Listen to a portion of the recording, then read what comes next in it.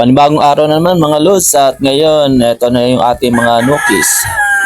Yan, magaganda na yung katawan ng ating mga nukis at anytime pwede na silang isabak sa exam. Sa ngayon nga mga lods ay medyo na nag-ulan-ulan kaya kunti lang yung tinali natin ng mga alagang manok.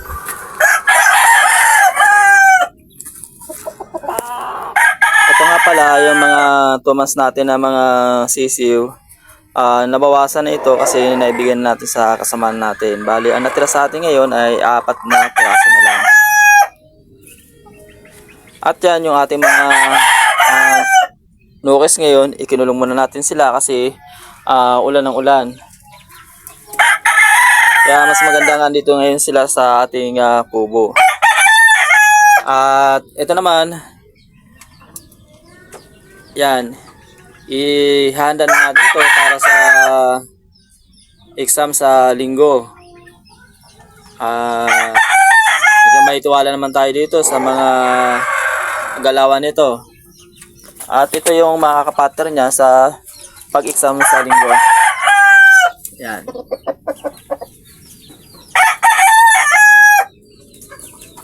So nagbibigay na tayo ng mga vitamins sa kanila, yung mga talagang panghanda natin para pagdating ng exam condition na sila.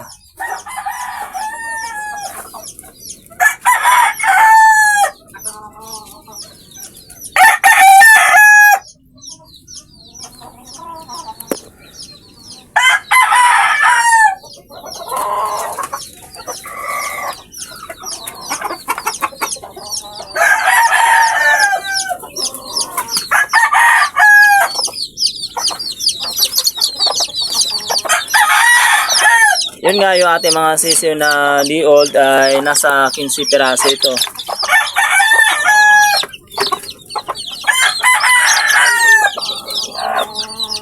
So maganda naman yung ano nila, maliliksi at saka wala pa naman nababawas sa kanila.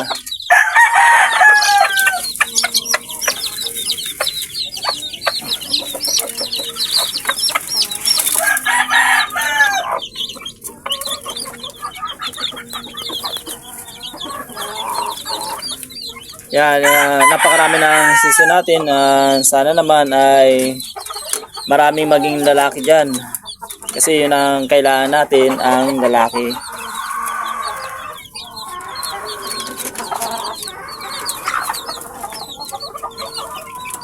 Yun, may nakawala.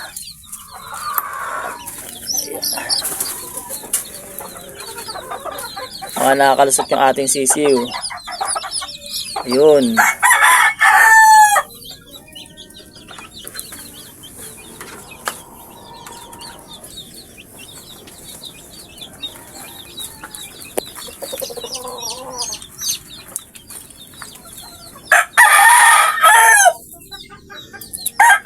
Yan ang mga puti natin na medyo alanganin pa silang ibitaw dahil hindi pa buo yung loob nila.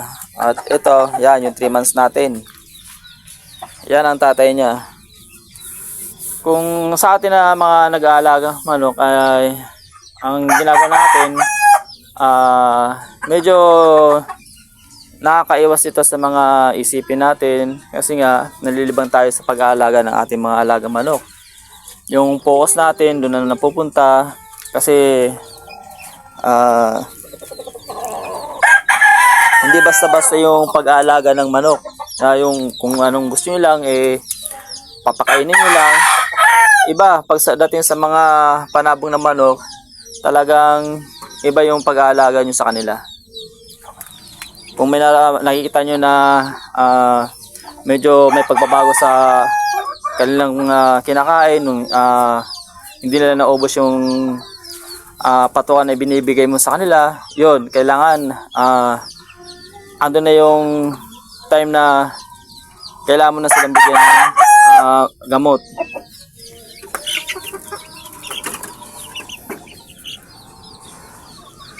Yan. Ito, wheat feeding tayo mga lods. Kasi pag wheat feeding, talagang matatako yung ating mga alagang sisiw. Unlike sa dry feeding, medyo Tumutuka naman siya, ang problema hindi ganun karami. Kita nyo yung mga butchi nila, napaka busog nila, matataba talaga. Yan.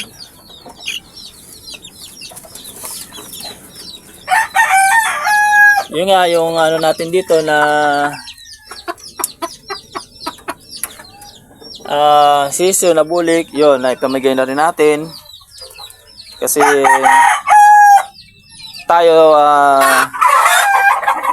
kung meron din tayo na gusto sa nila ay nabibigyan din naman tayo, kaya ganun lang, parang give and take lang yan, bigayan lang naman.